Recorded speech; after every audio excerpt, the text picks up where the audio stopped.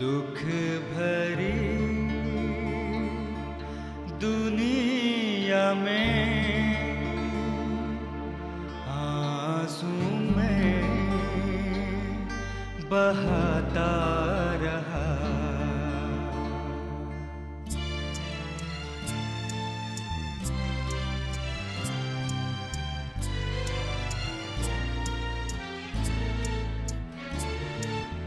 दुख भरी दुनिया में आंसू में बहाता रहा।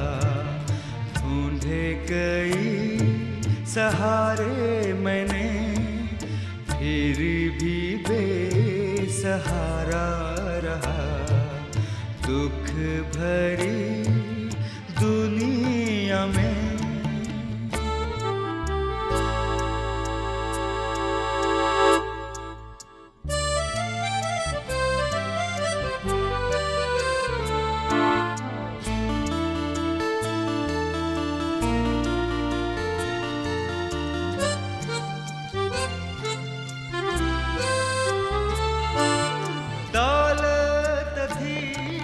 सब कुछ था, ना थी खुशी दिल में मेरे। दौलत थी सब कुछ था, ना थी खुशी दिल में मेरे। ढूंढी बहुत शांति मैंने, फिर भी दिल अशांत रहा। दुख भरी दुनिया में आंसू में बहाता रहा। ढूंढे कई सहारे मैंने, फिर भी बेसहारा रहा। दुख भरी दुनिया में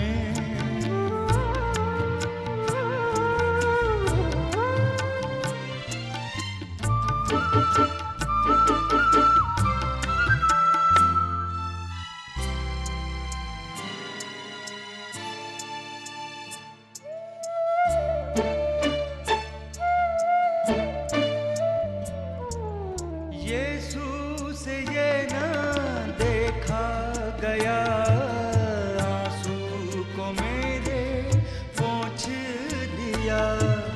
यीशु से ये ना देखा गया, आंसू को मेरे पोंछ दिया। शांति से दिल भर दिया, वो ही सच्चा किनारा मिला। दुख भरी दुनिया में आंसू में बहाता रहा। ढूंढे कई सहारे मैंने, फिर भी बेसहारा रहा। दुख भरी दुनिया में। प्रभु यीशु मसीह के मधुर नाम में आप सबको जय मसीह की। परमेश्वर हमारे साथ है, इस श्रृंखला में आप सबका स्वागत है। हम बात कर रहे हैं कि परमेश्वर हमारे साथ है कैसे। अभी तक हमने परमेश्वर के बारे में सीखा, परमेश्वर के बारे में जानने की कोशिश करी कि परमेश्वर कैसे हमारे साथ है और कैसे वो हमारे साथ रहना चाहता है, और मनुष्य कैसे परमेश्वर का साथ पा सकता है। इन बहुत सी चीज़ों की जानकारी हमने प्राप्त करी, परंतु आज हम बात करेंगे कि प्रभु यीशु मसीह हमारे साथ है कैसे, या प्रभु यीशु मसीह के द्वारा परमेश्वर हमारे साथ है कैसे। जी हाँ, प्रभु यीशु मसीह के द्वारा या परमेश्वर हमारे साथ है कैसे। मैं आपको बताना चाहूँगा, परमेश्वर का वचन एक बात बताता है कि प्रभु यीशु मसीह के बारे में, खासतौर से यशायाह की पुस्तक उसका 7 अध्याय और उसका 14वां पद जब हम पढ़ेंगे, यहाँ पर लिखा हुआ है, परमेश्वर का वचन इस बात को बताता है, इस कारण प्रभु आप ही तुमको एक चिन्ह देगा, सुनो एक कुंवारी गर्भवती होगी और पुत्र जनेगी और उसका नाम इम्मानुएल रखेगी। जी हाँ, ये भविष्यवाणी जो है ये प्रभु यीशु मसीह के लिए है और प्रभु यीशु मसीह के लिए की गई है। और मत्ती 1 अध्याय उसके 24 पद में भी 23 पद में भी इस बात को लिखा हुआ है कि एक कुंवारी गर्भवती होगी। मैं आपके सामने उस पद को भी पढ़ देना चाहता हूं ताकि ये क्लियर हो जाए। मत्ती 1 अध्याय और उसके 23 पद में यहाँ पे परमेश्वर का वचन इस बात को बताता है, देखो एक कुंवारी गर्भवती होगी और एक पुत्र जनेगी और उसका नाम इम्मानुएल रखा जाएगा, जिसका अर्थ है परमेश्वर हमारे साथ। जी हाँ, मगर यशायाह की पुस्तक को जब हम पढ़ते हैं तब वहां पर लिखा हुआ है कि उसका नाम इम्मानुएल रखा जाएगा, और यहां पर भी लिखा हुआ है कि उसका नाम इम्मानुएल रखा जाएगा। क्या आप मुझे बता सकते हैं या कोई भी ये बता सकता है या कोई भी ऐसा फिलोसफर है जिसने कभी भी प्रभु यीशु मसीह का नाम इम्मानुएल को पुकारते सुना हो कि प्रभु यीशु मसीह का नाम जो है इम्मानुएल करके पुकारा गया है? बशर्ते यशायाह कहता है कि उसका नाम इम्मानुएल रखा जाएगा, परंतु सही माने में उसको किसी ने इम्मानुएल करके संबोधित नहीं किया। उसको अगर संबोधित किया गया है तो यीशु करके संबोधित किया गया है। यदि उसको संबोधित किया गया है तो यीशु मसीह करके संबोधित किया गया है। मेरे प्यारे भाइयों बहनों, यदि उससे संबोधित किया गया है तो यीशु मसीह नासरी के नाम से उसे संबोधित किया गया है। कहीं पर भी इम्मानुएल करके संबोधित नहीं किया गया है और उसका नाम इम्मानुएल भी नहीं रखा गया। परमेश्वर का वचन इस बात को बताता है कि लोगों ने उसका नाम, जब परमेश्वर के भवन में वो गए तो उसका नाम यीशु रखा गया, क्योंकि मरियम को ये पहले ही बता दिया गया था। जब जिब्राइल फरिश्ता मरियम के पास आया और उससे परमेश्वर की ओर से बातचीत करी तो उसने कहा ये परमेश्वर का वचन मुझ में पूरा हो और परमेश्वर जैसा चाहता है वैसे वो पूरा होने पाए। और उसने कहा कि तू एक गर्भवती होगी और एक बेटे को जन्म देगी और उसका नाम यीशु रखना, तो उसका नाम यीशु रखना। और सही माने में जब प्रभु यीशु मसीह पैदा हुए तो उसका नाम यीशु ही रखा गया और होते होते उसका नाम यीशु मसीह हो गया। और यीशु मसीह के बाद बहुतों ने उसको यीशु मसीह नासरी का नाम दिया। और ये दोनों चीज़ों में बहुत बड़ी बात है। यीशु का मतलब होता है उद्धारकर्ता और मसीह का नाम होता है मसा किया गया, और नासरी का मतलब होता है कि नासरत का रहने वाला, यानी वो यीशु मसीह जो नासरत का रहने वाला है। जी हाँ मेरे प्यारे भाइयों बहनों, INRI का भी यही अर्थ है कि यीशु मसीह जो नासरत का रहने वाला है, यहूदियों का राजा यीशु मसीह जो नासरत का रहने वाला है। जी हाँ मेरे प्यारे भाइयों बहनों, परंतु उसका नाम इम्मानुएल करके नहीं पुकारा। इसका क्या अर्थ है? ऐसा नहीं है कि उसका ये नाम नहीं था, ऐसा नहीं है कि परमेश्वर का वचन झूठा है, ऐसा नहीं है कि यशायाह भविष्यवक्ता जो है वो झूठ बोल रहा है। परंतु जब हम बहुत ध्यान से मत्ती की इंजील और उसका 1 अध्याय उसका 23 पद को पढ़ेंगे, मैं फिर से पढ़ देना चाहता हूं। यहां पर क्या लिखा हुआ है, परमेश्वर का वचन क्या कहता है? देखो एक कुंवारी गर्भवती होगी और एक पुत्र जनेगी और उसका नाम इम्मानुएल रखा जाएगा, जिसका अर्थ है परमेश्वर हमारे साथ। जी हाँ, उसका नाम रखने की बात नहीं थी ये, मगर परमेश्वर ये बताना चाहता था कि उसका नाम इम्मानुएल है। इम्मानुएल का अर्थ होता है कि परमेश्वर हमारे साथ, यानी परमेश्वर ये बताना चाहता है कि यीशु मसीह के द्वारा मैं तुम्हारे साथ हूं। जी हाँ, यीशु मसीह के द्वारा, प्रभु यीशु मसीह के द्वारा परमेश्वर हमारे साथ है और परमेश्वर हमारे साथ बना हुआ है। मगर कब? जब यीशु मसीह हमारे साथ है। जी हाँ मेरे प्यारे भाइयों बहनों, एक बहुत ही उत्तम बात है कि पुत्र भी हमारे साथ है और प्रभु यीशु मसीह भी हमारे साथ है। परमेश्वर का वचन जब हम पढ़ते हैं, पहले यूहन्ना की पत्री जब हम पढ़ेंगे, 5 अध्याय को पढ़ेंगे तो वहाँ पर या 2 अध्याय को भी पढ़ेंगे, मगर पहले यूहन्ना की पत्री को 2 और 5 अध्याय को जब आप पढ़ेंगे तो वहाँ पर लिखा हुआ है कि जो परमेश्वर की आज्ञाओं को मानता है उसके पास पुत्र भी है और उसके बाद परमेश्वर भी है, पिता भी है। चाहे उसके पास दोनों लोग हैं, जो भी परमेश्वर की आज्ञा को मानता है। और प्रभु यीशु मसीह कहता है उसके पास पुत्र भी है और उसके पास पिता भी है, ये दोनों लोग हैं। और इस तरीके से परमेश्वर हमारे साथ होता है और परमेश्वर हमारे साथ जो है वो बना हुआ रहता है। क्योंकि प्रभु यीशु मसीह के बारे में यशायाह एक और भी उत्तम भविष्यवाणी करता है, मैं बताना चाहूँगा इसका। यशायाह का 9 अध्याय और उसके 6 पद में लिखा हुआ है, क्योंकि हमारे लिए एक बालक उत्पन्न हुआ और हमें एक पुत्र दिया गया और प्रभुता उसके कंधे पर होगी और उसका नाम अद्भुत युक्ति करने वाला, पराक्रमी परमेश्वर, अनंतकाल का पिता और शांति का राजकुमार रखा जाएगा। सबसे पहले यहां लिखा हुआ है कि अद्भुत युक्ति करने वाला परमेश्वर। जी हां, अद्भुत युक्ति करने वाला। अद्भुत युक्ति करने वाला परमेश्वर कौन? वही परमेश्वर जो असंभव को संभव कार्य करता आया, अद्भुत कार्य करने वाला, अद्भुत कार्य करने वाला परमेश्वर जिसने समुद्र के दो भाग कर दिए, अद्भुत काम करने वाला परमेश्वर जिसने मिस्र के अंदर बहुत बड़े आश्चर्य कर्म किए, अद्भुत कार्य करने वाला परमेश्वर जिसने बहुत से अचंभित आश्चर्यचकित कर देने वाले काम किए हैं और अपने सेवकों के द्वारा उसने बहुत से काम भी कराए हैं। मेरे प्यारे भाइयों बहनों, उसने एलिया से कहा कि तू इस बात की भविष्यवाणी कर, इस बात से लोगों से कह दे कि 3.5 साल तक पानी नहीं बरसेगा, और नहीं बरसा। जी हां, वो परमेश्वर जो जिसकी कमांड जो है पानी पर है, जिसकी कमांड जो है तूफानों पर है, जिसकी कमांड जो है वो समुद्रों की लहरों पर है, हर एक चीज पर उसकी कमांड है। और यहीं पर जब हम आकर देखते हैं, वो प्रभु यीशु मसीह, एक बालक हमारे लिए उत्पन्न हुआ, और वो बालक है प्रभु यीशु मसीह जो परमेश्वर है। और वो परमेश्वर, जैसे परमेश्वर अद्भुत युक्ति करने वाला परमेश्वर है, वैसे ही अद्भुत युक्ति करने वाला प्रभु यीशु मसीह भी है। चेले नाव में जा रहे हैं, सो रहे हैं बड़े आराम से, मगर एक प्रभु यीशु मसीह उस नाव में सो रहा है। एक बहुत बड़ी भयंकर आंधी आ गई, बहुत, और नाव हिचकोले खाने लगी, उनकी नाव डूबने लगी। अब उनको लगा कि वो इस झील के अंदर डूब जाएंगे। प्रभु यीशु मसीह इत्मीनान से सो रहा है। जब चेलों से बर्दाश्त नहीं हुआ तो उन्होंने प्रभु यीशु मसीह को जगाया कि हे गुरु, तू सो रहा है, देख कैसा आंधी और तूफान आया है। प्रभु यीशु मसीह ने तुरंत खड़े हुए और उन्होंने आंधी और पानी को डांटा। और परमेश्वर का वचन इस बात को कहता है कि तुरंत आंधी और पानी थम गए। लोग आश्चर्यचकित हो गए कि ये कैसा व्यक्ति है कि इसकी आज्ञा को प्रकृति भी मानती है, इसकी आज्ञा तो आंधी और पानी भी मानते हैं।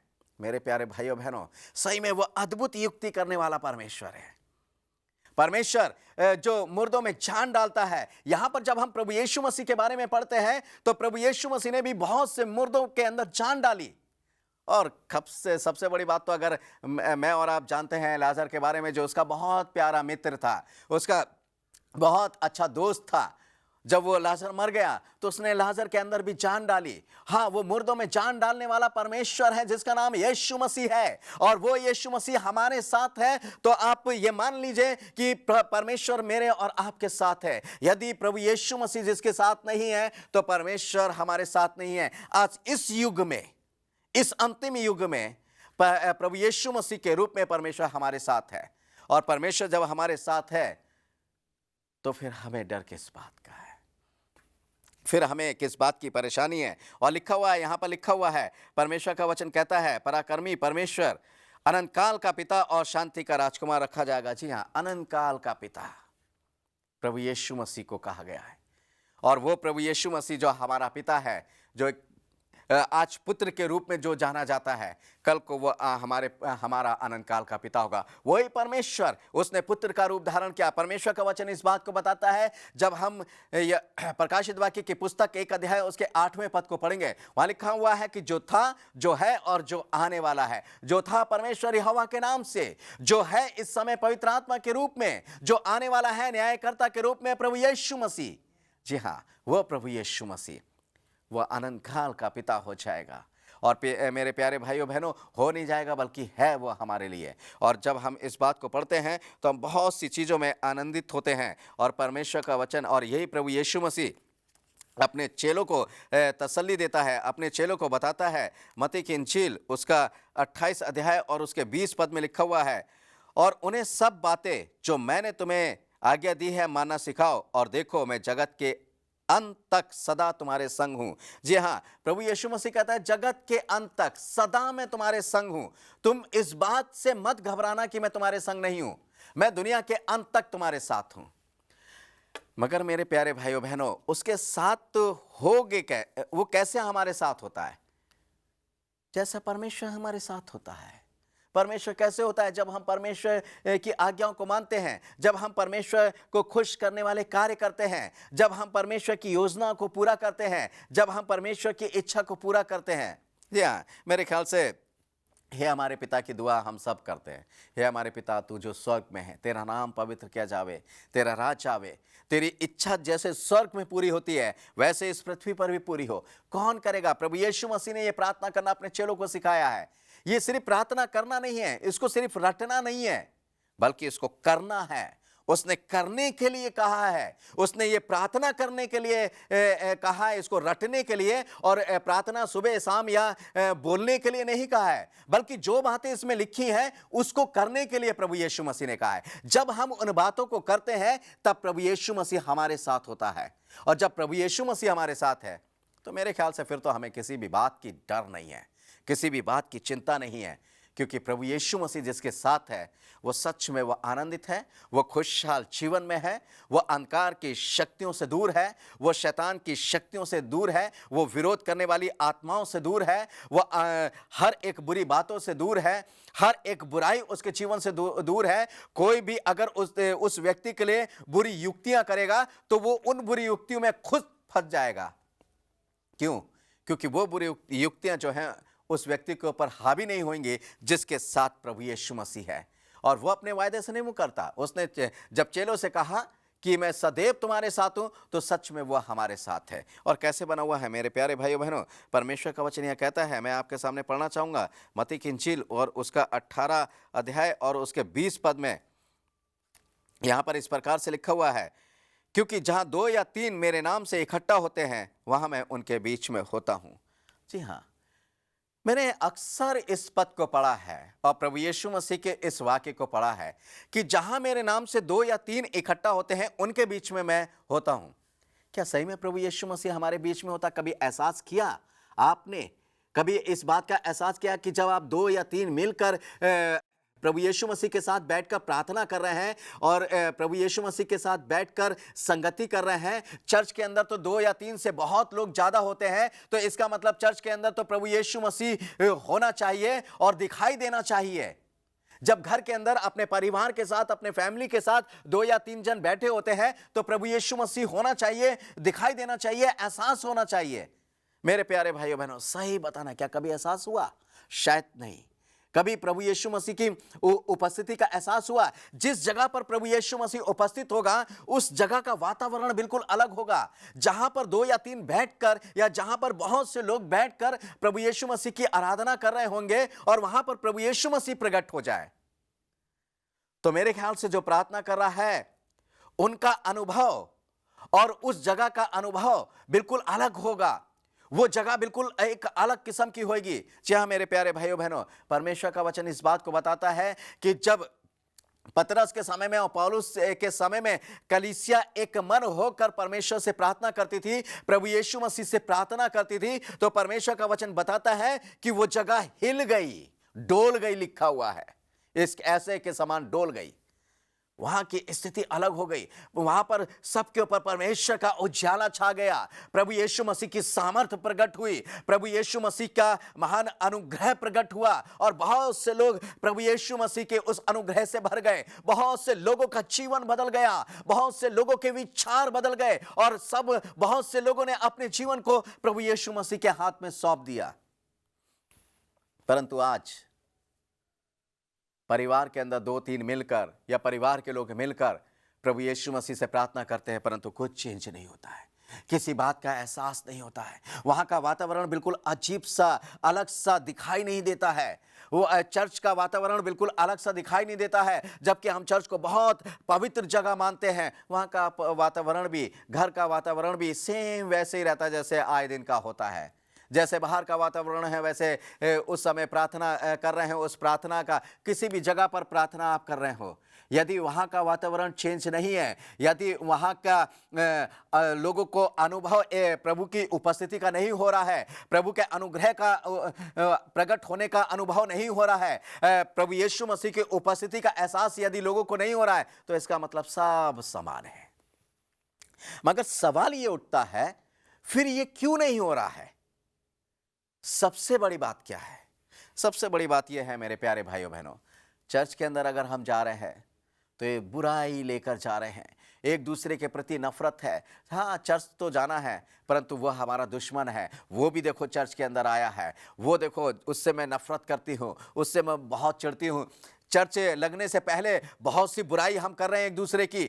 चर्च जब खत्म हो गया उसके बाद भी बुराई कर रहे हैं। हमारे अंदर वो नफरत खत्म नहीं हुई है। जब हम परिवार के अंदर बैठे हैं तो दूसरे परिवार से या पड़ोस के परिवार से हमारे अंदर जलन कुड़न है, या हमारे घर के अंदर खुद हम एक दूसरे से चिढ़ते हैं और जलन रखते हैं, वो जलन खत्म नहीं हो रही है मेरे प्यारे भाइयों बहनों। जब ये चीजें खत्म नहीं हो रही हैं तो प्रभु कैसे वहां पर उपस्थित होगा? प्रभु कभी भी बुराई के अंदर, प्रभु कभी भी अपवित्रता के अंदर प्रकट नहीं होता है।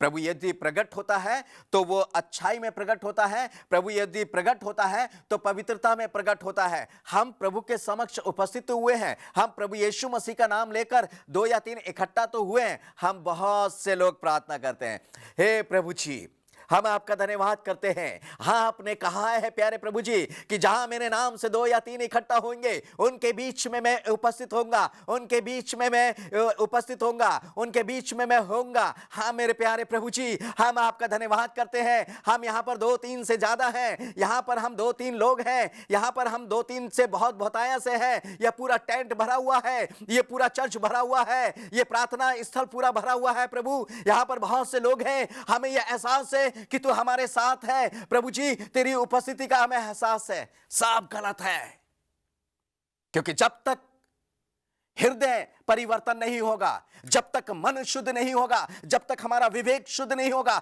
जब तक हमारी ये जलन नहीं जाएगी, जब तक ये हमारी बुराई नहीं जाएगी, मेरे प्यारे भाइयों बहनों, कभी भी प्रभु यीशु मसीह वह उस जगह पे उपस्थित नहीं होगा। और जिस जगह पे प्रभु यीशु मसीह उपस्थित नहीं है तो किसी के साथ नहीं है वो।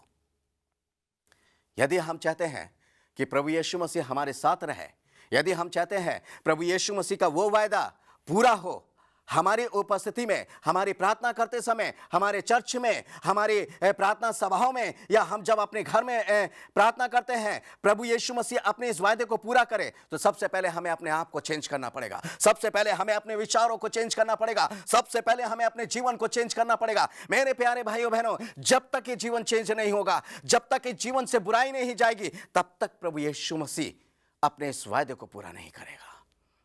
क्योंकि प्रभु यीशु मसीह अपने वायदे को पूरा करने के लिए आज भी अटल है। प्रभु यीशु मसीह आज भी द्वार पे खड़ा हुआ है अपने वायदे को पूरा करने के लिए। बस करना क्या है, सिर्फ हमें अपने विचारों को चेंज कर देना। हमें अपने जीवन से, अपने परिवार से, अपने घर से, अपने चर्च से, अपनी प्रार्थना सभाओं से इन सारी बुराइयों को निकालकर तब प्रभु की उपस्थिति में एक मन होकर, एक साथ होकर बैठना है। उसके बाद देखिए, दुश्मन के साथ गले लगाकर जब प्रार्थना करेंगे तो प्रभु की उपस्थिति का एहसास पाएंगे। दुश्मन के साथ या शत्रु के साथ जब हम बैठकर पवित्र मन के साथ प्रार्थना करेंगे, तब प्रभु की उपस्थिति का एहसास होगा। तब हमें एहसास होगा कि हमारा प्यारा प्रभु यीशु मसीह सच में हमारे साथ है। क्यों? क्योंकि अब हमारा कोई दुश्मन नहीं है, क्योंकि हम तो दुश्मन के साथ हैं, हम तो उस सताने वाले के साथ हैं, हम तो अपने चढ़ाने वाले के साथ प्रभु की उपस्थिति में आए हैं। इसलिए प्रभु यीशु मसीह ने हमारे मन की बात को जाना है, हमारे मन की पवित्रता को देखा है, हमारे मन की उस पवित्रता को देखा है, और उस पवित्रता को देखते हुए प्रभु यीशु मसीह बड़े आनंद के साथ, अपने अनुग्रह के साथ, अपनी बड़ी सामर्थ के साथ, अपने बड़े करुणा के साथ प्रभु यीशु मसीह बड़े आनंद के साथ आपके परिवार में उपस्थित होता है, जहां आप प्रार्थना कर रहे हैं अपने दुश्मन के साथ। आपके चर्च के अंदर प्रभु यीशु मसीह उपस्थित होता है, जहां पर आप अपने दुश्मन के साथ बैठकर प्रार्थना कर रहे हैं। आपके साथ प्रभु यीशु मसीह वहां पर उपस्थित होता है, जहां पर आप जिस भी प्रार्थना सभा में आप अपने दुश्मन के साथ, अपने विरोधी के साथ बैठकर प्रार्थना कर रहे हैं। प्रभु यीशु मसीह बहुत आनंदित होता है, क्योंकि प्रभु यीशु मसीह यदि आपका है तो प्रभु यीशु मसीह आपके विरोधी का भी है। यदि प्रभु यीशु मसीह आपका है तो प्रभु यीशु मसीह आपके दुश्मन का भी है। जी हाँ, याद रखिएगा कि प्रभु यीशु मसीह सबका है। और जब सबके मन एक हो जाते हैं, जब सबके मन पवित्र हो जाते हैं, तो वो जगह हिल जाती है, डोल जाती है। वो डोलने का मतलब क्या है? कोई भूखा माना नहीं है। डोलने का मतलब यह है कि प्रभु यीशु मसीह अपनी उपस्थिति का एहसास कराता। फिर देखते हैं परमेश्वर की सामर्थ को उतरते हुए, फिर देखते हैं प्रभु यीशु मसीह की उस करुणा को उतरते हुए, फिर देखते हैं प्रभु यीशु मसीह की उस महान सामर्थ और उन महान आश्चर्य कर्मों को उतरते हुए देखते हैं और पाते हैं कि उस सभाओं में कैसी प्रभु की आशीषें लोग प्राप्त करते चले जाते हैं। और दूसरे लोग इस बात को कहते हैं, अरे ये हुआ क्या? ये कैसे हुआ? ये किस तरीके से हो गया? कैसे परमेश्वर की सामर्थ उतरी? और आपकी प्रार्थना सभा, आपका परिवार और आपका घर एक बहुत बड़ा घर बन जाता है। प्रार्थना सभा जो है एक गवाही का घर बन जाता है। और मेरे प्यारे भाइयों बहनों, जब ये सारी बातों से प्रभु यीशु मसीह की उपस्थिति की गवाही होती है तो एक आध जीवन नहीं, बहुत सा जीवन बच जाता है। बहुत से लोग इस बात की गवाही को देखकर बहुत से लोग अपने जीवन को चेंज कर देते हैं और प्रभु यीशु मसीह को अपने जीवन को सौंप देते हैं और वो भी प्रभु यीशु मसीह के साथ बने रहना चाहते हैं और इसलिए वो भी ये चाहते हैं कि प्रभु यीशु मसीह उनके साथ रहे। मैं आपके लिए एक पद और पढ़ना चाहूंगा, मेरे साथ निकाल लीजिए। प्रेरितों के काम 18 अध्याय और उसके 10वें पद में लिखा हुआ है, क्योंकि मैं तेरे साथ हूं और कोई तुझ पर चढ़ाई करके तेरी हानि ना करेगा, क्योंकि इस नगर में मेरे बहुत से लोग हैं। जी हाँ, यहाँ पर पौलुस के बारे में परमेश्वर का वचन कहता है, प्रभु यीशु मसीह कहता है कि तू इस बात से मत घबरा, मैं तेरे साथ हूं और इस नगर में बहुत से मेरे लोग हैं।